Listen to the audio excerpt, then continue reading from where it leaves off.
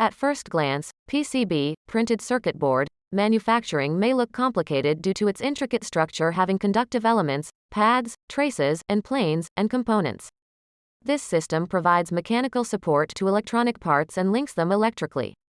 Thus, it is the main ingredient of modern electronic recipes. When we talk about the science behind this miniatured network, it is the physics and overall production work involved. Throughout this article, we will examine the core conceptual process of making a circuit board, from bare boards to complete assembly. It all begins with an appropriate PCB design. This process kickstarts with making a conceptual diagram on paper. Using CAD software, this image is transformed into a logical depiction of an electrical circuit, popularly known as schematics. Schematics consists of electrical symbols, connections, bill of materials, BOM, and other parameters. Designers analyze these aspects and prepare a stack-up, a layer-by-layer arrangement of building boards. Finally, a PCB layout consisting of design rule checking, DRC, component placement, routing, drawings, and other fabrication details are created. Manufacturer analyzes design files. Designers send all the necessary files, such as BOM, Gerbers, ODB++, etc., to the manufacturer.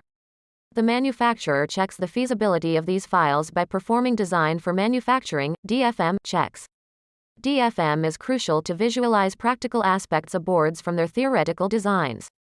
If a violation occurs, the designer will be notified and asked to modify the files. Later, the CAM software generates output files for different fabrication departments. It includes solder masks, imaging layers, stack-up planning, netlist, etc. Making a layer-by-layer sandwich, PCB, as we know, semiconductor manufacturing involves multiple steps, so is PCB manufacturing. The step-by-step approach is briefly mentioned below. Printing of circuit images using laser direct imaging, LDI, or conventional plotting etching to remove unwanted material from the board, punching of layers using an optical punch for an accurate layer alignment, oxide coating to prevent corrosion and oxidation, lamination to join prepreg, copper foils, and inner core together. After lamination, the board is treated through hot and cold pressing to achieve good bondability. This is the process of stack-up preparation. Drilling to make holes, for leaded parts, and vias, for leadless components. Copper plating to achieve conductivity in holes or hole barrels. Tin plating to prevent corrosion of surface features, holes, pads, etc. Final etching and tin stripping are performed. Application of solder mask, green appearance. Applying a proper surface finish, HASL, OSP, lead-free HASL, ENIG, hard gold, immersion silver, etc. The surface finish increases the shelf life of the board, protects it from environmental conditions, and makes the board surface ideal for soldering. Silk screen printing using manual screen printing and direct legend printing. Checking the fundamental electrical properties of the board using an electrical test, popularly called E-test. Two methods are available for executing this test: the flying probe and the bed of nails tester. This is how PCB manufacturing takes place. Next, soldering comes into the picture. Soldering is the backbone of PCB assembly. It is the process of attaching components to the board using solder. This process should achieve proper wettability for the solder to flow without obstruction. This is achieved using soldering flux, which removes oxides and prevents reoxidation. Rosin is the widely used flux. Three methods are available depending on the complexity and miniaturization of boards. Here is a brief explanation. Manual soldering, hand soldering. This is a preferred way for a board that has a few components, mostly leaded. A flux, adequate heat, and perfect application of solder will result in reliable bonds between parts and the board surface. Wave soldering. This type is suitable for soldering multiple components quickly. After inserting the parts in holes, the board is placed on a conveyor. This moves the board across a liquid solder pot. In this process, solder is pumped via a chimney and developed into piles along the PCB's bottom. Reflow. This process is ideal when you have a lot of SMDs. This technique requires an application of a solder paste through the stencil. This is done with a solder paste printing machine. Next, the board passes through automatic pick and place machines where the parts are placed at the appropriate locations. Then, the whole assembly goes to the reflow oven, where the solder paste melts and sticks components to the surface.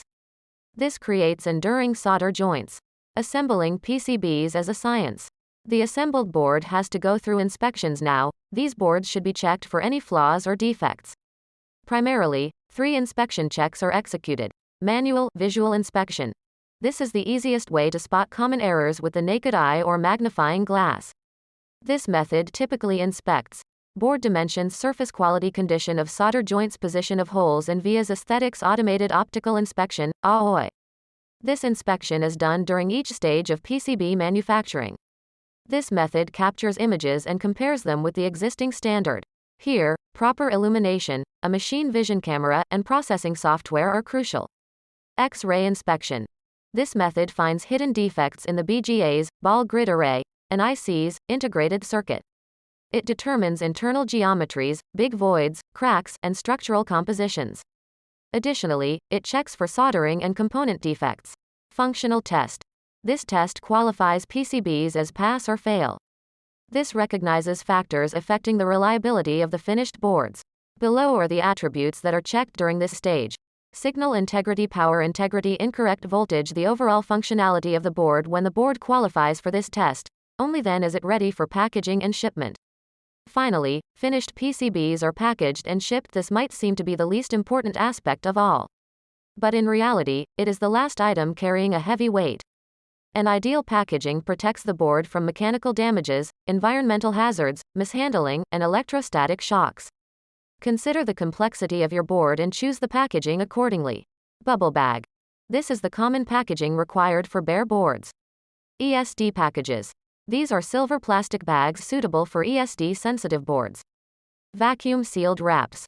Moisture-sensitive boards or components prefer this type of packaging. Pink poly wraps. This plastic wrap is essential for protection against shocks that usually appear during packing and unpacking a lot of boards. It is the responsibility of every manufacturer to deliver these boards carefully in a quick turnaround time. In addition, the documentation package must accompany the delivery. The overall content is not a complete guide to PCB manufacturing but rather a glimpse. Here, manufacturing is defined as a whole process that begins with product conception and ends with the delivery of the final product. Each step has its significance and different parameters or bars to accomplish the desired output. There are many vital parts of PCBs, such as gold fingers, side platings, rose compliance, array panelizations, etc., that vary depending on the application. PCBs are available in different types like flex, rigid, HDI, single-sided, double-sided, and multi-layer boards. Distinct sectors choose these types as per classes, Class 1, Class 2, and Class 3, and industry-specific regulations. Demand for PCBs is booming due to recent trends like connected cars, touchscreen technology, underwater monitoring, healthcare, and CubeSats.